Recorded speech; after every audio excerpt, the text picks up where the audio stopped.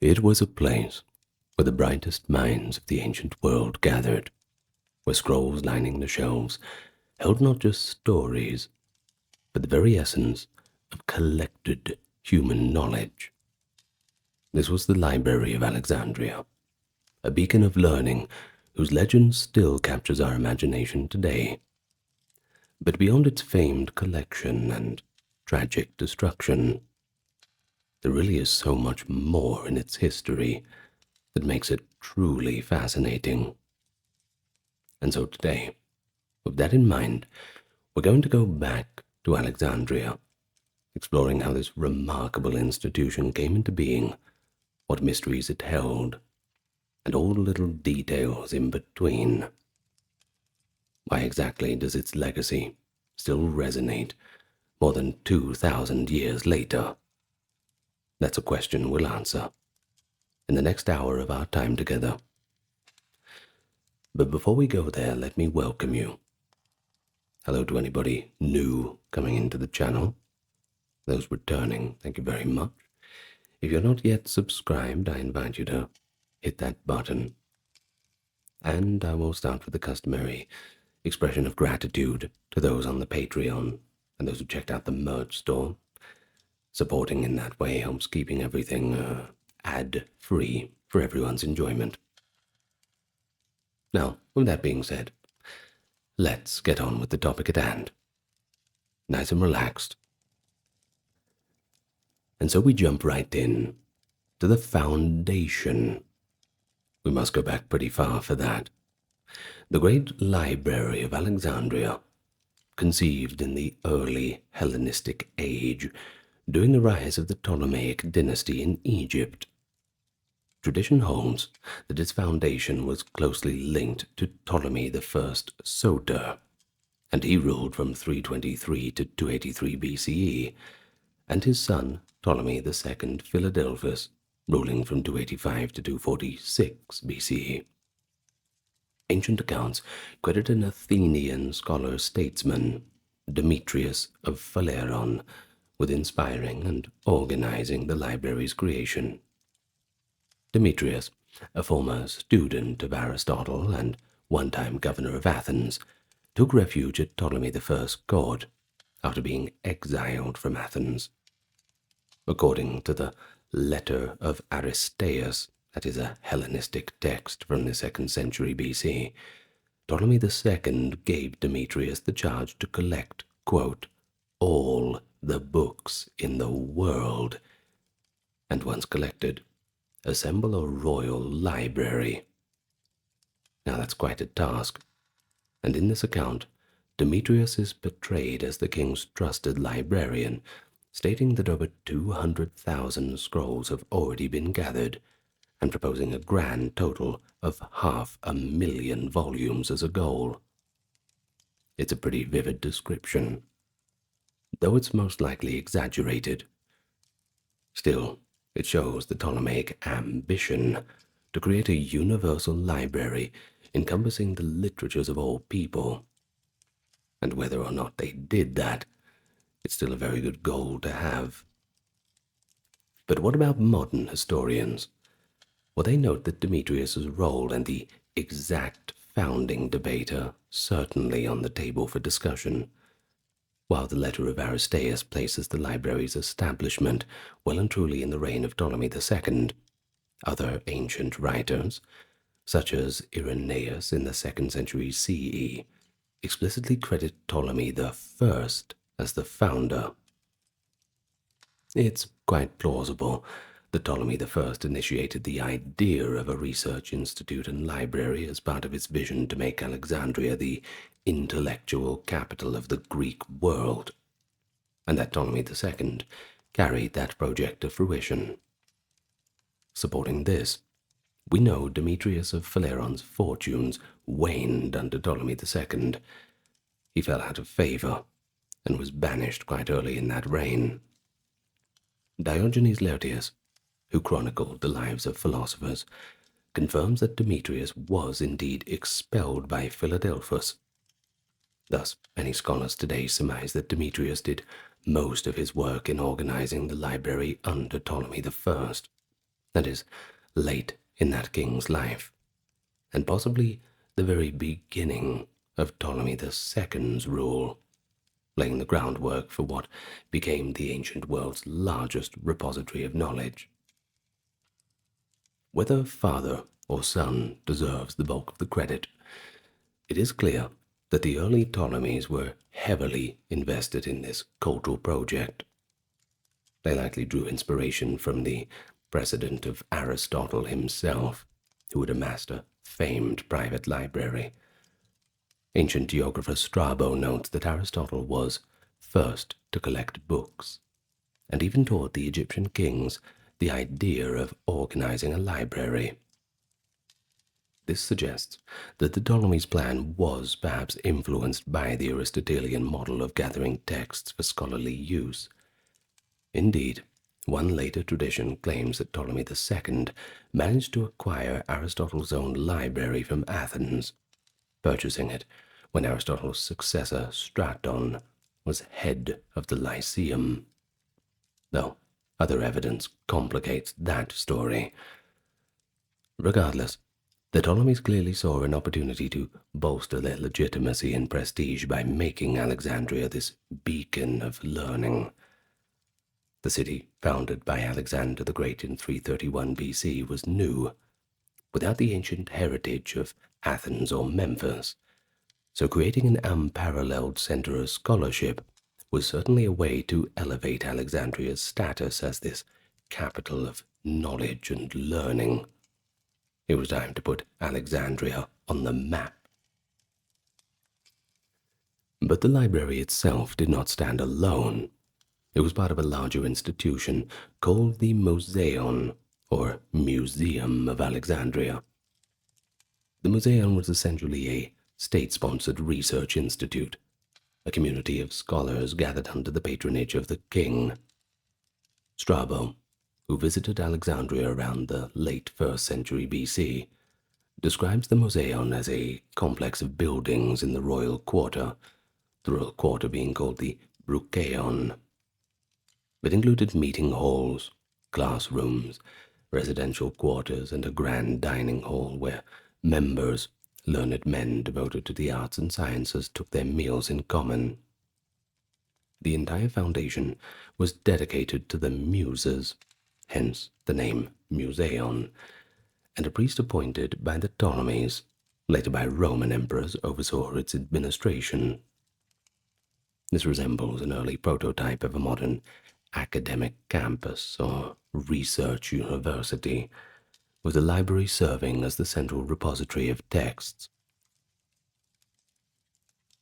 Within the Mouseion, the library's holdings were at the scholar's disposal.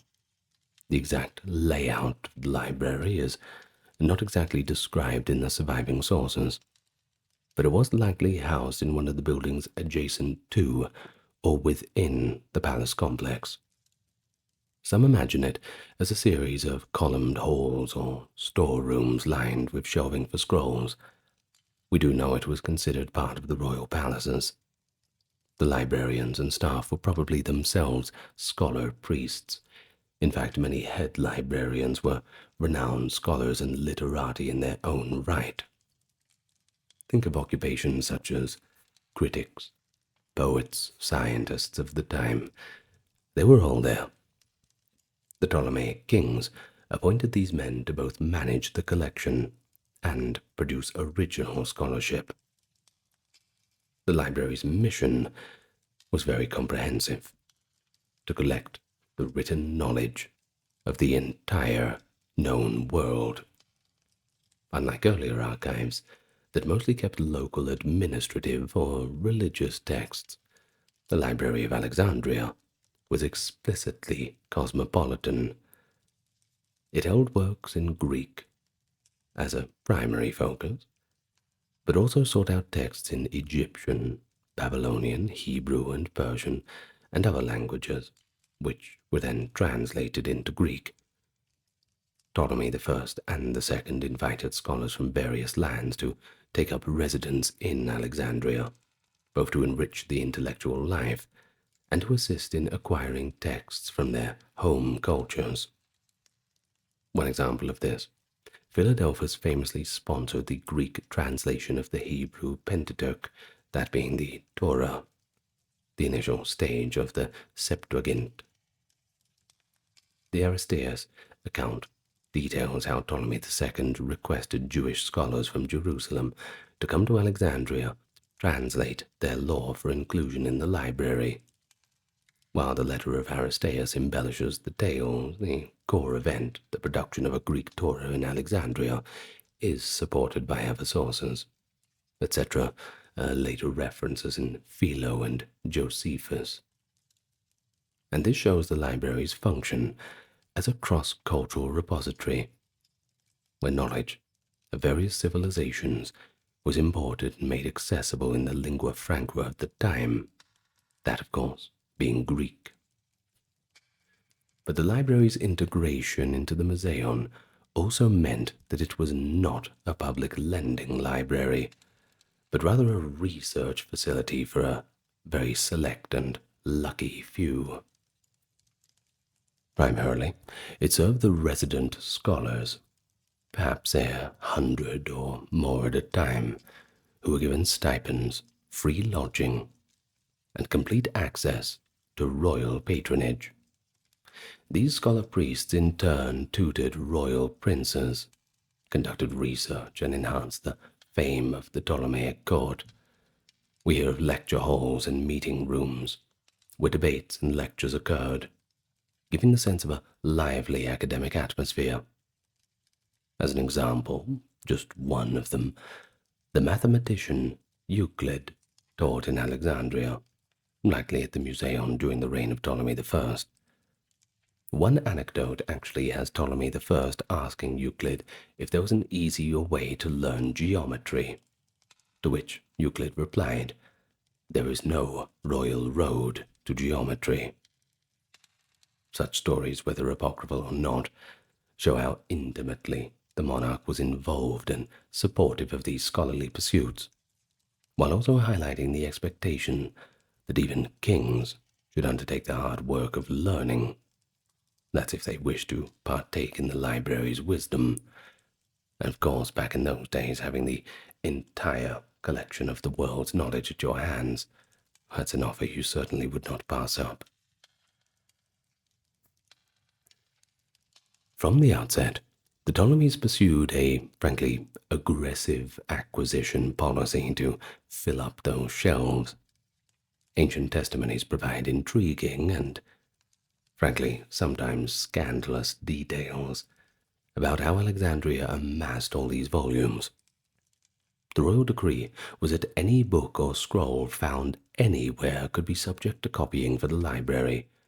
One notorious tactic was the search of every ship that docked at Alexandria's harbor, and there were plenty of ships docking at that harbor. According to the physician Galen, around the 2nd century CE, who recounts this as an old practice, works found on incoming ships would simply be seized by the authorities. Official scribes in the library would then swiftly copy the scrolls. The originals were then returned for the library's collection, and the copies were given to the book's owners, often with compensatory payments for the inconvenience or loss. In the catalogues, such acquired texts were humorously labeled "from the ships" to record their source. This policy shows how determined the Ptolemies were to collect these rare texts, effectively using their position as masters of a major port to appropriate intellectual property from all who traded there. Galen's accounts, though written centuries later, are rather considered credible, since he had access to Alexandrian traditions, and they portray the library's growth as almost ruthless in its completeness. The Ptolemies also sent agents abroad with large sums of money to buy books. Key book markets in the Greek world, notably Rhodes and Athens, were scoured for any available writings. The Alexandrian buyers sought multiple copies and editions of important works. For example, it is noted by Athenaeus, a 3rd century CE writer, that the library obtained various textual versions of Homer's epics from different cities, famed for their manuscript traditions, such as copies from Chios and from Sinope and from Massalia. These enabled scholars in Alexandria to compare various and produce authoritative critical editions. It also underscores that the library wasn't just accumulating for quantity's sake, it was building a comparative collection to facilitate textual criticism and philology, fields that were essentially born on the very ground in Alexandria, there in the halls of the Mouseion. But perhaps the most famous and, well, dramatic acquisition story is that of the Athenian tragedy manuscripts. Ptolemy III, ruling from 246 to 222, desired the original authoritative texts of the great Athenian playwrights Aeschylus, Sophocles, and Euripides. Of course, these were guarded in Athens. As the story is told by Galen and others, Ptolemy III persuaded Athens to loan him their official copies, offering a huge surety of 15 talents of silver. The Athenians agreed, reluctantly, under contract that the originals would be copied and returned, or else the deposit would be forfeited. But Ptolemy just chose to forfeit the 15 talents, an enormous sum, and kept the priceless originals for the library, sending back high-quality copies to Athens instead. It's probably pretty easy for you to imagine the outrage of the Athenians, but ultimately there was nothing they could do except keep the big pile of money. Well, even if this anecdote is somewhat embellished in the telling, it shows the length to which the kings would go. Knowledge is more invaluable than gold to them, and not above a bit of royal duplicity to secure it. So by such means, purchases, copying, and even outright confiscation, the Alexandrian library's holdings began to grow rapidly in the 3rd century BC. Ancient estimates of its size vary wildly, and have long been a matter of debate. But we have reference to numbers like 200,000 rolls, 400, and even up to 700,000 in later sources. Or to put those into perspective, a single work of literature in antiquity could span multiple scrolls. For example, a history might occupy several rolls, one per book or section. So the number of scrolls is not equal to the number of distinct works or titles. It is more analogous to, I suppose, volumes. But even the lower estimates far exceed any contemporary library, and we're talking more than 2,000 years ago, so that's certainly impressive.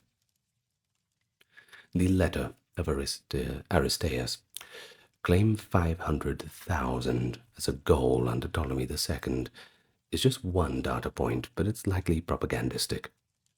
Another source, the late antique writer Epiphanius of Salamis in the 4th century CE, gave a more detailed account. Now he claimed that the library reached about 540,000 scrolls in total, divided into 200,000 or so collected under Ptolemy I and II, and an additional 300,000 under Ptolemy III, but that possibly included duplicates, and that a second library, an annex at the Serapeum, discussed later, held an additional 42,000. Epiphanius's figures are suspect, possibly corrupted by manuscript errors. There is evidence his text suffered copyist mistakes over the centuries. But the account does suggest an ancient belief that the combined libraries in Alexandria did approach the 750,000 mark. On the other hand, Seneca, the 1st century Roman philosopher, mentions 40,000 books, likely meaning scrolls, as have been burnt in the Julius Caesar fire, which might imply that that was the number of scrolls destroyed at the time, or possibly just an expression meaning countless. Seneca regarded even 40,000 as a ridiculously high number of books for one to own, calling it a, quote, splendid monument of royal luxury. He also implied that such a trove was more ostentation than practical use. He may have been citing Livy's account, now unfortunately lost, of Caesar's Alexandrian War. Meanwhile, the Christian history of Orosius in the 5th century CE later wrote that Julius Caesar's fire in 48 BC destroyed 400,000 volumes, a figure he likely took from earlier Roman sources. But clearly these numbers range from the astonishing to the outright fantastical, and each requires its own cautious treatment. Modern historians tend to conclude that the library's holdings probably numbered in the hundreds of thousands of scrolls, but whether it neared 750,000, well, that's a little bit more doubtful. What is more meaningful than the raw number is the breadth of subjects and languages covered. Greek poetry, history, drama, and philosophy, Egyptian records and priestly literature, Babylonian astronomical texts, Jewish scriptures and commentaries, works on medicine, mathematics, natural science, and geography. Every single one of them was sought for Alexandria. In fact, the library even attempted to collect all the editions of the Greek authors. One objective was to compile definitive critical texts of the Homeric poems and other classics, which required collating multiple copies. So, diversity and completeness were as important as volume. But to manage this vast collection, the library developed what might be called the first catalogue and bibliographic system.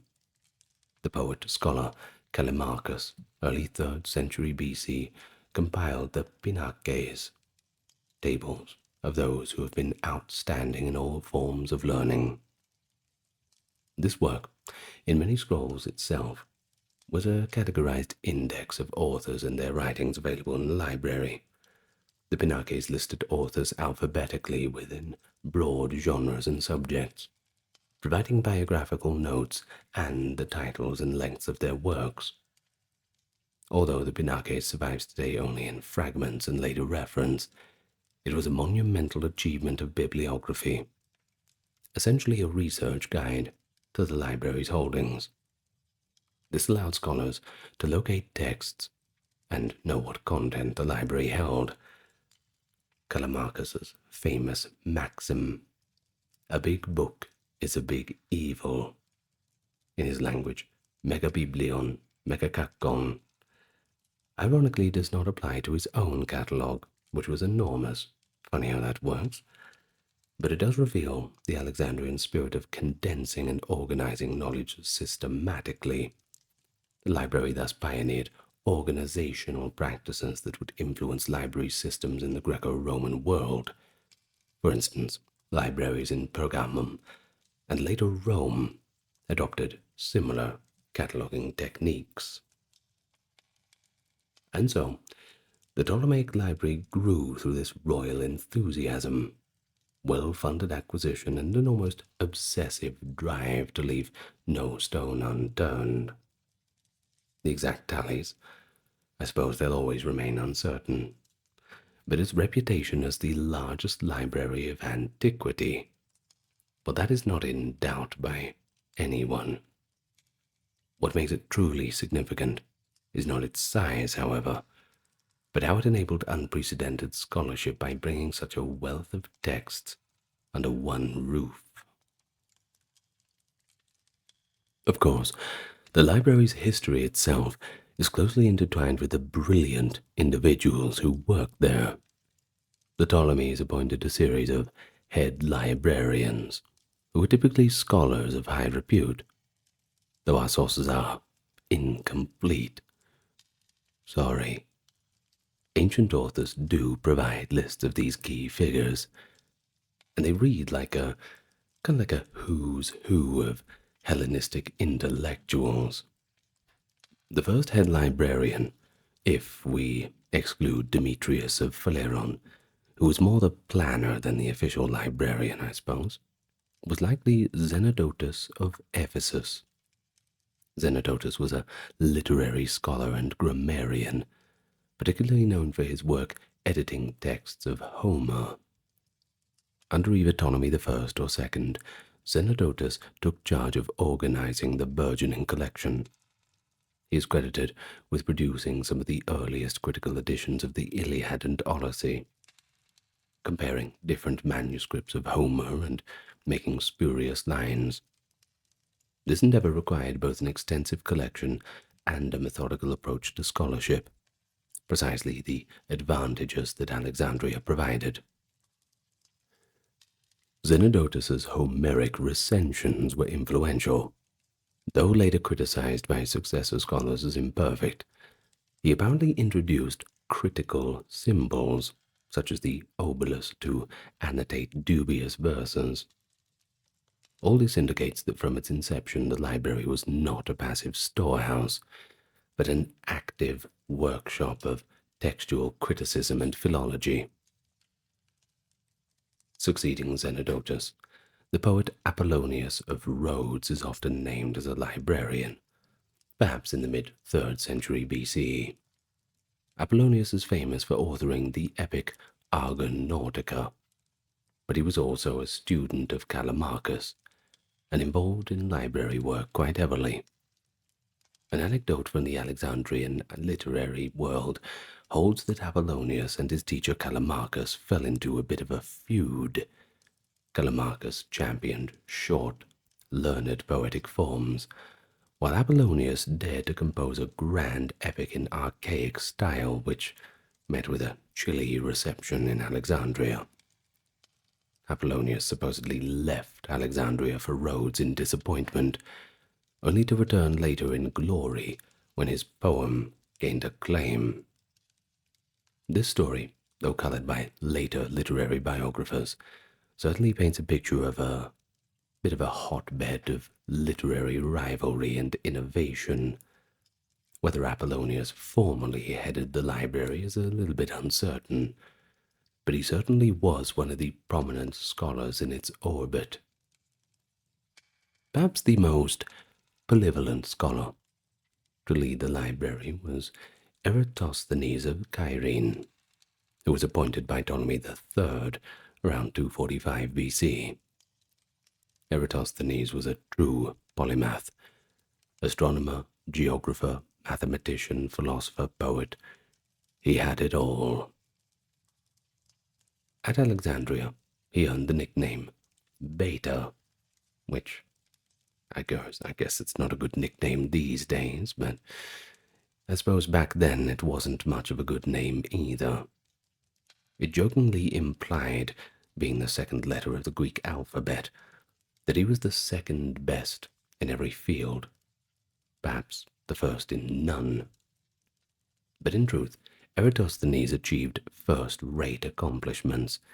He famously calculated the circumference of the earth with remarkable accuracy by measuring the sun's angles at Mouseion and Alexandria at the summer solstice. This feat required both observational data and reports of distant locations. Information that a center like Alexandria, with its collection of geographic writings and data from travelers, could uniquely supply to him. Eratosthenes also constructed an accurate map of the known world, theorized about leap years, and attempted to fix the dates of major historical events, founding the study of chronology while he was at it. As librarian, Eratosthenes maintained the library's universal approach, reportedly compiling a comprehensive catalogue of names and works in philosophy and literature, possibly an update on or expansion on Callimachus's Pinarches work. It was under his guidance that the library solidified its role, not only in literary studies, but also as a center for mathematical and scientific research. After Eratosthenes, librarians included Aristophanes of Byzantium, head librarian of the 3rd or early 2nd century BCE, Aristarchus of Samothrace, mid-2nd century BC, and a few more to come. But these two giants in the field of Greek literary criticism and grammar were certainly something to be mentioned. As for Aristophanes of Byzantium, he systemized Greek grammar and even invented a system of textual accent marks and breathing signs to aid pronunciation, a system that, with some modifications, is still used in writing ancient Greek today. He also continued work on editing the canon of Greek poets and playwrights, likely producing critical editions of lyric poets and, perhaps, tragedians. Aristarchus, his pupil, is often considered the greatest of the Alexandrian critics. He devoted his career to Homer. His editions and commentaries on the Iliad and Odyssey became the authoritative texts for centuries. He was known for rigorously evaluating the poetic language, myths, and inconsistencies in Homer, and he, too, used a set of critical symbols, different from, but building upon Zenodotus's earlier effects, to flag those lines that he deemed as later interpolations or corruptions. The phrase Aristarchian standard came to mean very high critical judgment. The fact that such scholarly refinement happened in Alexandria reveals the library's function quite clearly, providing access to dozens of variant manuscripts and the peace and support to study them intensely. But not all scholars at the library were literary. The Mouseion attracted physicians like Herophilus and Erasistratus, who pioneered anatomical studies and even conducted dissections in Alexandria, a practice that was tolerated under the Ptolemies, although it would have been quite taboo in classical Greece in other areas. They had at their disposal Egyptian medical papyri, as well as Hippocratic texts, combining empirical observation with textual learning. Astronomers like Aristarchus of Samos, not to be confused with Aristarchus of Samothrace, by the way, visited or studied in Alexandria. Aristarchus of Samos proposed a heliocentric model of the solar system as early as the 3rd century BCE. Engineers and inventors such as Ctesibius worked in Alexandria, benefiting from an environment where practical knowledge and written treatises intersected. In fact, Ctesibius is credited with improving the water clock and inventing a force pump. Later on, in the 2nd century BC, Hipparchus used observations from the Alexandrian tradition to develop astronomical models. Though he himself worked elsewhere, he drew on data collected in places like Alexandria's observatories. But one should also mention the presence of mathematicians. Euclid's influential Elements was written within Alexandria around the time of the library's beginning. A generation or two later, Archimedes of Syracuse corresponded with scholars in Alexandria and may have studied there briefly. Indeed, Archimedes dedicated some of his treatises to Eratosthenes, evidence of a lively exchange of mathematical ideas through the library's vast scholarly network. The Ptolemaic court itself took an interest in learning. Ptolemy the second and third were known to frequently engage with scholars. The tales of royal queries to Euclid or funding translations are just a few examples. But even Cleopatra the seventh in the early 1st century BC, though from a later generation, was renowned for her learning and linguistic ability, reputedly speaking multiple languages and conversing with scholars. Though by her time the library had possibly diminished somewhat, she symbolized the educated ruler that earlier Ptolemies had epitomized. The symbiosis of royalty and scholarship at Alexandria was a defining feature.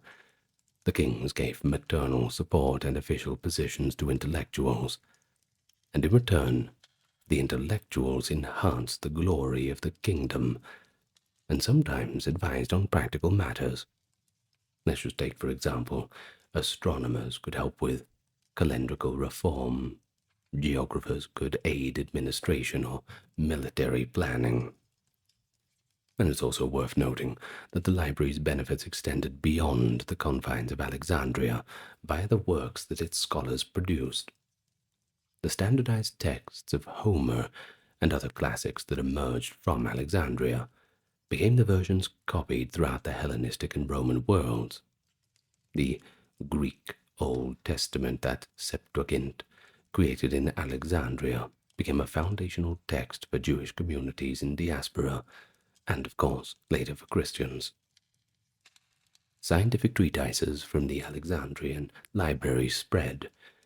For example, Ptolemy's later astronomical treatise Almagest in the 2nd century CE in Roman Alexandria built on centuries of Alexandrian observations and was preserved by successors. In essence, the library's scholars created products that disseminated the knowledge of Alexandria far and wide. A number of intellectual achievements can be directly attributed to the milieu of the library and Mouseion.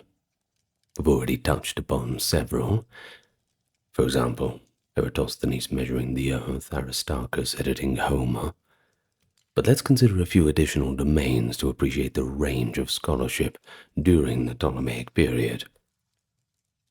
First of all, we'll have literary criticism and philology. These disciplines virtually begin at Alexandria. Scholars classified and edited the works of Greek literary heritage. They differentiated authentic works from spurious attributions. For example, the Alexandrians established the standard list of Homeric hymns and identified which plays attributed to Euripides were likely not actually by him.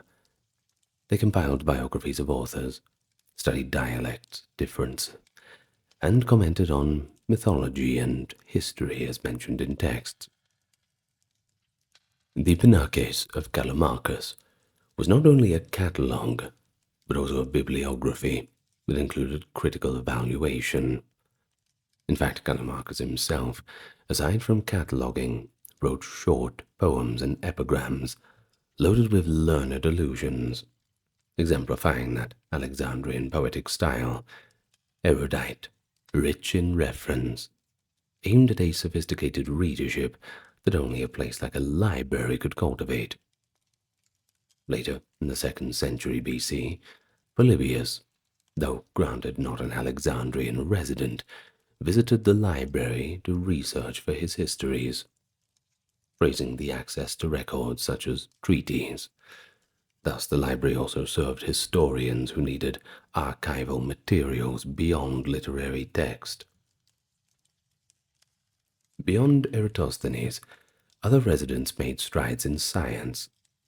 In medicine, Herophilus is said to have composed extensive works on anatomy, including the nervous system and the heart, likely drawing on both textual study and empirical dissection. His texts, though unfortunately lost, were influential for centuries.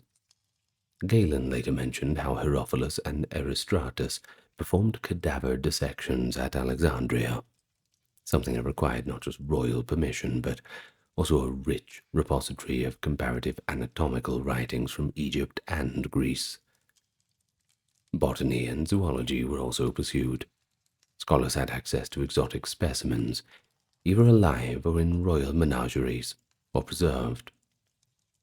There is evidence that collections of specimens, like an early museum of natural history, existed alongside books, all part of the Mouseion complex. The library's resources in mathematics included likely copies of the works by Aristotle's circle, likely the predecessors of Euclid, and Babylonian astronomical records. Alexandrian astronomers like Conon of Samos, a contemporary of Eratosthenes, and later Hipparchus, used observations possibly conducted at Alexandria's observatory. The blending of textual records with actual measurement was a hallmark. Eratosthenes used a report about a deep well at Mouseion where the sun shone to the bottom on the solstice, a qualitative piece of data from travel literature, and combined it with his own measurement of the sun's angle in Alexandria to calculate the Earth's circumference. This kind of multidisciplinary approach, reading a geographic account in the library and then doing an experiment, just highlights the library's indirect but crucial role in scientific advances. We've also mentioned the Septuagint translation of Hebrew scriptures into Greek, a massive intercultural project which had enduring impact. Alexandrian scholars also translated and analyzed Egyptian texts. Manetho, an Egyptian priest in early Ptolemaic times, compiled a history of Egypt in Greek, possibly with encouragement from the court, which organized a pharaonic history into dynasties, and that is the same scheme that we still use today. Although Manetho wasn't a librarian, he likely used records that were made available through the Ptolemy's collection of Egyptian archives. Similarly, Egyptian literature began to be translated into Greek or summarized by Alexandrian scholars, bridging a cultural gap. By studying the languages and writings of various peoples, the library scholars laid early foundation for comparative philology. The lexicographer Eratosthenes, yes, again him, compiled a dictionary of obscure words, particularly of Homeric and tragic vocabulary, and Aristophanes of Byzantium created glossaries and lists of archaic words. All of this was necessary to interpret the ancient texts that were now flooding into the library, and they became reference works in and of themselves. The presence of so many learned individuals meant that Alexandria became a magnet for students and intellectual visitors from all over the Mediterranean. While not a university in a strict sense, or at least in our modern perception, the Mouseion did educate people, not only the royal family, but also youths from noble families, and perhaps any bright mind who was lucky enough to find scholarship could come and learn from the likes of a mathematician like Euclid or a poet like Callimachus.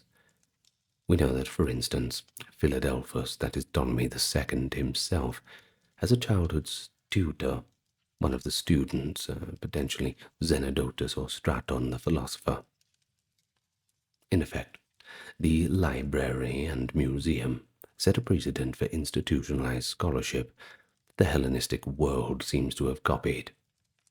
The Attalid kings in Pergamum established a similar library and community of scholars, sparking a famous rivalry between Alexandria and Pergamum. In fact, one tradition holds that this rivalry had technological consequences.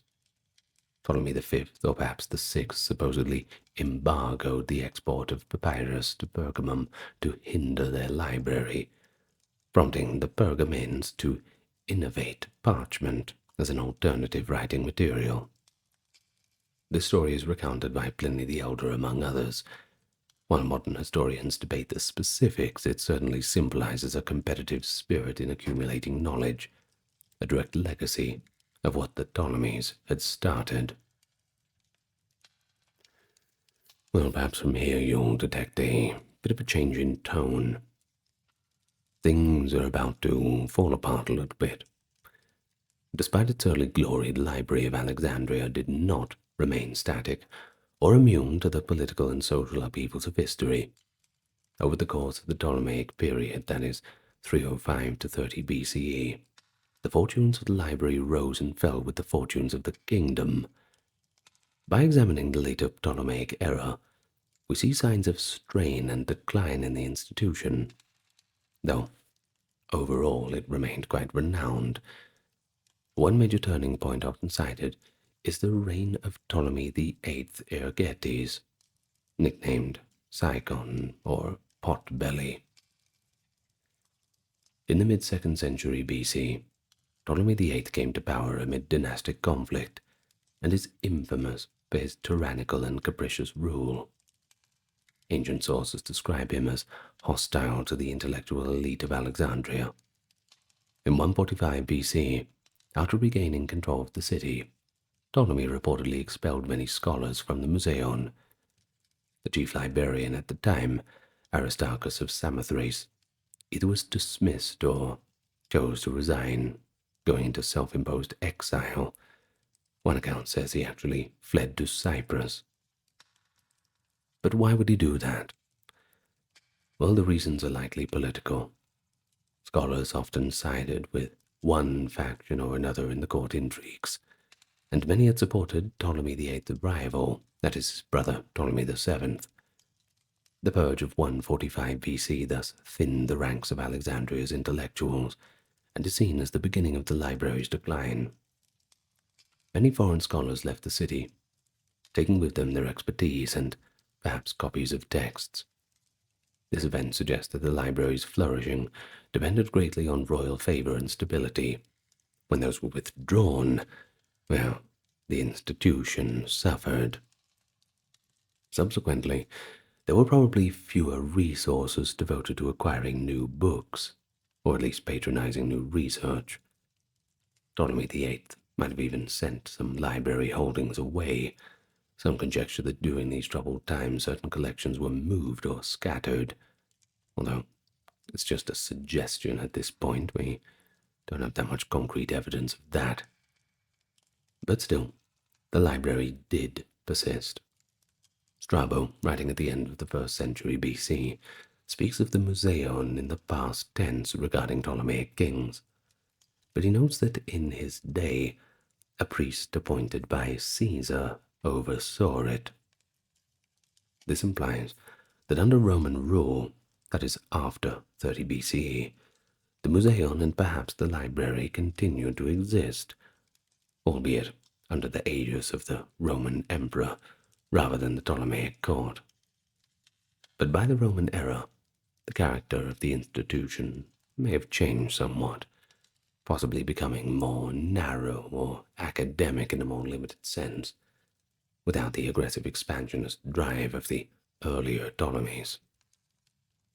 Another development in the late Ptolemaic period was the existence of the daughter library at the Serapeum, that is the Temple of Serapis. Because the main library eventually ran out of space as the collections grew, tradition holds that a second facility was established in another part of the city. The Serapeum was a grand Greek-Egyptian temple on the Rakotis Hill, that is the southwest part of Alexandria. Ptolemy III, or possibly later kings, is often credited with founding a library annex there to house the overflow scrolls. Epiphanius, in his account, explicitly mentions that Philadelphus's library in the Brucheion had a daughter in the Serapeum, with tens of thousands of volumes. The Serapeum library likely served as a public or semi-public library. Some scholars speculate that it may have been accessible to more readers, including Romans, later, or perhaps students, in contrast to the exclusive traditions of the Mouseion library, just with those 100 or so scholars having access. Well, by Cleopatra's time, that is the 1st century BCE, if the main royal library had been partially damaged, as we will discuss, the Serapeum's collection might have gained importance as the remaining center of books. Indeed, there's an anecdote related to Mark Antony and Cleopatra. One later writer, the historian Plutarch in his Life of Antony, claims that Mark Antony in the 40s BC gifted Cleopatra over 200,000 scrolls from the libraries of Pergamum to replenish the Alexandrian library's collection, supposedly as a romantic and cultural gesture. I tell you, if you were to give a girl that many books, and that didn't win her over, well, perhaps she's the wrong girl for you. But this story is likely exaggerated in any case. or at least misinformed.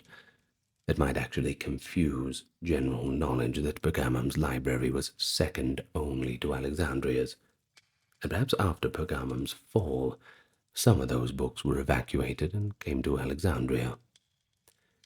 In any case, it does reflect a belief that Cleopatra sought to revive or maintain the library's greatness. If Caesar's war had harmed the library, as is often alleged, Cleopatra and Antony might have attempted to repair the loss. However, concrete evidence for this gift of books is pretty scant. Modern historians often treat it as a legend or even as propaganda spread by later Roman authors to either credit Antony as a Hellenistic patron or just to underscore the wealth of Cleopatra's court. In any case, by the end of the Ptolemaic dynasty in 30 BC, Alexandria fell to Rome. Under Roman administration, Alexandria remained a vital intellectual city. But now, without an independent monarchy to lavish funds on scholarship, you see, emperors such as Augustus and Tiberius did support the Mouseion, but in a limited way. They appointed some priests and maintained the stipends. And we hear of scholars in Roman times, like the astronomer Claudius Ptolemy in the 2nd century CE, or the mathematician Diophantus in the 3rd century, who worked in Alexandria, likely beneficiaries of the inherited infrastructure of the library, though by then they may have been primarily used the Syropian library or smaller collection. The original library's fate becomes increasingly obscure in this period, which leads us to the following questions of its destruction. Well, as far as I'm concerned, there's very few historical topics that have invited as much fascination and fierce debate as the demise of the Library of Alexandria. The image of the greatest library on earth going up in flames certainly captures the imagination. However, the reality is a bit complex.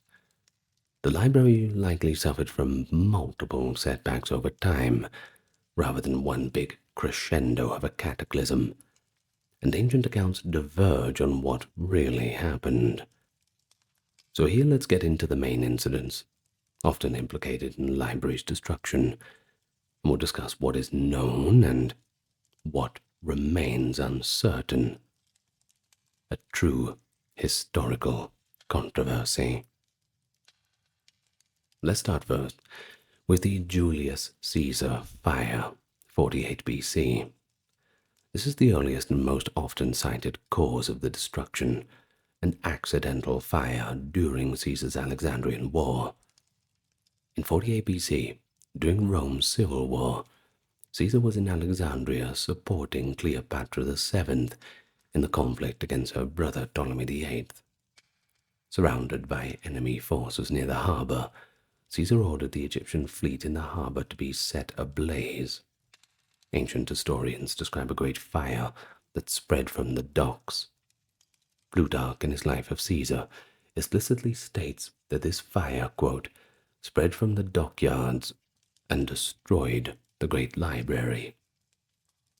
Well, that's a pretty clear statement, isn't it? But it was written 150 years after the event, presumably drawing on sources like Livy and contemporaneous accounts. But we do have another source, Cassius Dio, Roman historian of the 3rd century CE, and he also mentions that a large store of books was burned as a result of Caesar's actions.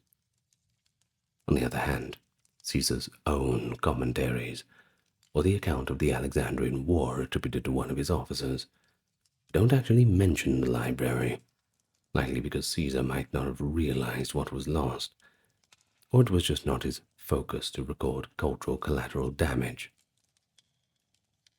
But if we trust Plutarch's account, the fire of 48 BC was indeed devastating. It implies the main library in the Mouseion, being not far from the harbor and palace quarter, caught fire and a significant portion of the collection just perished. Ancient figures, given 40,000 or 400,000 scrolls burned, illustrate that people believed a huge loss occurred. Seneca, as noted, speaks of 40,000 books burned and casts it as a cautionary tale of too much literary hoarding. Orosius gives 400,000, perhaps reflecting a later tradition that the entire library's contents were lost. Modern historians question whether the entire library was in fact destroyed, at the time at least. Some argue that only a warehouse of books by the port, perhaps there were books ready for export or copy, were burned, while the main library building deeper in the palace complex survived. Strabo's visit around 20 BC, just a few decades later, is telling. He describes the Mouseion in present tense and does not indicate that the library is gone, something he would likely have noted that the famous institution had been completely annihilated. Seems pretty important, don't you think? But this suggests that at least part of the collection and scholarly institution survived Caesar's fire. Perhaps the library was damaged and many books lost, but it was not completely wiped out. It could be that the scrolls stored in the harbor warehouses, maybe duplicates or unshelved rolls, were the ones that actually burned. In any case, Caesar's fire was undoubtedly a blow. Ancient writers uniformly treat it as a tragedy for literature. It marks the end of the library's peak. In symbolic terms, after that the Ptolemaic dynasty was in its final years, and no comparable replenishment effort, aside from possibly Antony's alleged gift, is recorded. And then we have the decline under Roman rule. After Egypt became a province of Rome, the character of Alexandria's intellectual life went through a bit of a change. We do not hear of new acquisitions or grand scholarly endeavors on the scale of earlier times. The library, or whatever remained of it, might have become more of an academic library for the smaller community that persisted. By the 1st and 2nd century CE, there were other major centers of learning in the Roman world. Athens continued, and new libraries in Rome, like the one in the Pantheon complex, emerged. Alexandria remained important, especially in science and philosophy. For instance, the great theologian and philosopher Philo of Alexandria used the Greek Bible and was active in the early 1st century, and later Plotinus studied there in the 3rd century.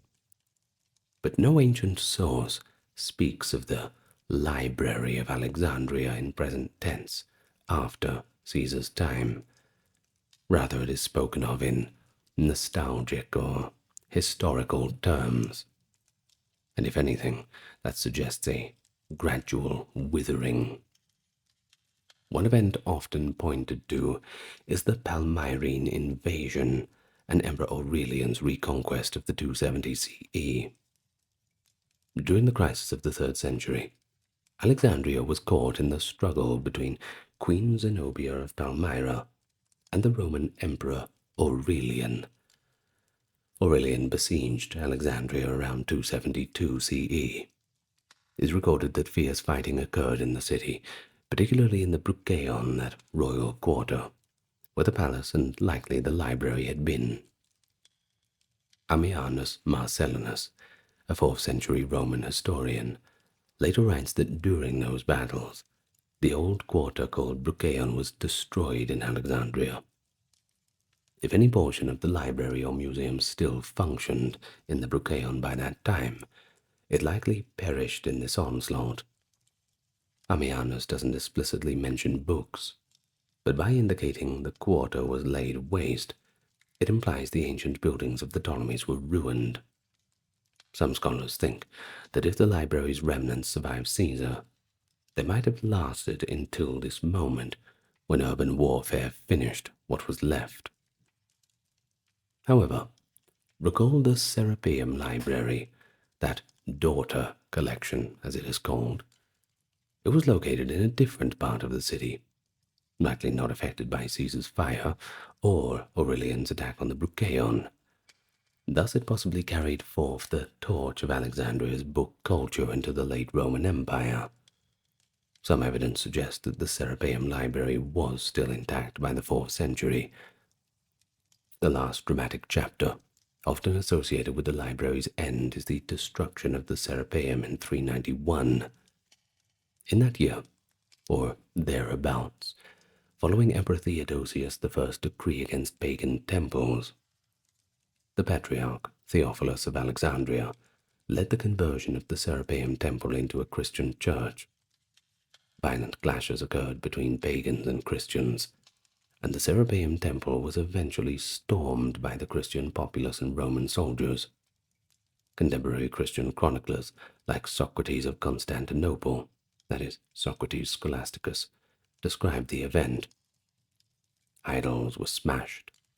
The great statue of Serapis was demolished. Socrates mentions that the temple had certain annexes, and that some treasures like cult objects were destroyed. He does not specifically mention a library, but later writers, and a bit of modern conjecture, suggest that if scrolls were stored there, they likely perished or were dispersed in this turmoil. Some have romanticized this as, quote, Christian zealots burning the last books of Alexandria, though the historical record is not as straightforward on whether the Serapeum's library was still significant by then. And it's entirely possible that whatever books were in the Serapeum by 391 were few or had been neglected. There is also a bit of debate, by the way. Some think that the Serapeum library was a major collection, and others suspect that it was dwindled by then. A medieval legend exaggerates this, accusing the Christian destroyers of burning all scrolls in the Serapeum's library, but again, primary sources from the time are either silent or vague about the books. If indeed some part of the great library's collection had survived into the late 4th century, the Serapeum's fall could mark the final destruction of that continuity. And finally, we have the Arab conquest, that is the 640s. No discussion of the library's fate is complete without addressing that. By the forces of Caliph Omar in 642 CE, this conquest of Alexandria. According to a much later account, one that actually appears in the writings of Bar-Habraeus and other medieval Arab historians many centuries after the fact, the conquering general was asked what to do with the books in the Alexandrian library. The Caliph allegedly replied, "If the books agree with the Quran, then they are redundant. If they disagree, they are heretical. So in either case, they should be destroyed."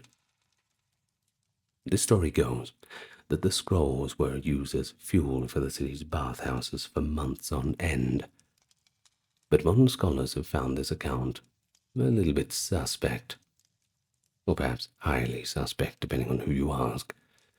It first appears in the 12th century, far removed from the events, and no early Arab or Byzantine chronicler of the conquest mentions any library, and you think it would be something worth mentioning. Given that by 642 the library, at least as an institution, had likely been defunct for centuries, this tale is generally regarded as myth or fabrication, perhaps concocted to dramatize the loss of ancient knowledge, or to slander the early caliphate. The persistence of the Arab destruction legend, despite its improbability, shows how the enduring mystique of the library was still around. Even in medieval times, people felt a need to explain why such a treasure was lost, and sometimes projected contemporary ideological conflicts onto that history. In this case, that case of Islam versus Hellenic learning. Modern historians have worked to dispel the myth. emphasizing that the library's end was a long process, not a single act of burning by one group. Well, in weighing all these episodes, the current scholarly consensus is that the Library of Alexandria did not perish all at once. It suffered gradual attrition, perhaps first a partial destruction by Caesar's fire, and then neglect and dispersal in the Roman period, further destruction amid the 3rd century fighting, and final removal of its last institutional traces with the Serapeum's demolition. By the early Middle Ages, whatever small collections of books Alexandria still had were part of Christian establishments or private collections. Not a grand ancient library anymore, that's for sure. Thus, there was no intact great library for the Arab generals to burn in the 7th century. But the debate continues around the specifics. For example, how extensive was Caesar's fire damage? Did the Ptolemies manage to rebuild or compensate? How significant was the Serapeum's library relative to the original? Look, you really have to piece together fragmentary evidence. You have sources like Plutarch, Strabo, later chroniclers, and they all seem to conflict. It remains one of antiquity's great puzzles. As one scholar aptly called it, Alexandria's library has become a library of dreams, often reconstructed in the imagination of more grandly than the uncertain reality that historians can verify. Yet the broad truth is certainly clear. By around 400 CE, the era of the Alexandrian library as a living institution at the forefront of knowledge had ended. The only thing that did survive was its legacy. Well, in conclusion, the history of the Library of Alexandria during the Ptolemaic period, it's a saga of human aspiration and learning. It all began as part of a monarch's grand strategy to become a collective enterprise of brilliant minds. It achieved wonders, editing epics, measuring the globe, preserving millennia of writings, and it certainly weathered its share of storms. Its decline reminds us that libraries depend on continued support and the values of their societies. Yet its memory fueled hopes of rediscovery and renewal.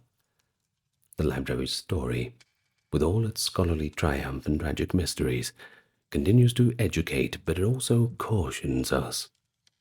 It shows the heights of knowledge can attain when nurtured, and how precious and vulnerable these cultural treasures really are. And that's the end of the video. I hope you liked it. Well, speaking of nurturing the things in terms of libraries, I suppose this is kind of a library too. It's always available on YouTube for anybody to access. Different topics. And it has people supporting and patronizing it as well. So I am going to read out their names right now of the top-tier patrons and supporters. Dark Kimberly, Christine, Sally, Ember, Susan, Cameron, Legitmus, Carrie, Charlene, Lynn Therese, Katiana, Nicholas, Ulfednir, Alexander, Charles, Christine, Dr. Neuro Nerd, Erin, Jaden, Jim, Jeffrey, Jessica, Madeline, Melissa, Orthodox Review, Scott, Stark Factory, Shell, Wendy, Josie, Sarah, Ryan, Thor, Cameron, Stefan, Kevin, HMSHH, Crystal, Talvery, Anthony, Lucy, Brandon, and Gugu Bubonic. Thank you so much, everyone. And thank you for listening. We've certainly been on quite a journey today, and I hope that you've reached a level of understanding that you can hold your own in a conversation about this. That is the goal, I suppose. Well, good night, everyone. Lots of love to you all. Perhaps read a little bit of a book before you go to bed or something. That's if you're not already asleep, which, well, You probably are. Anyway, have a good dream. Lots of love to you all, and I'll talk to you tomorrow.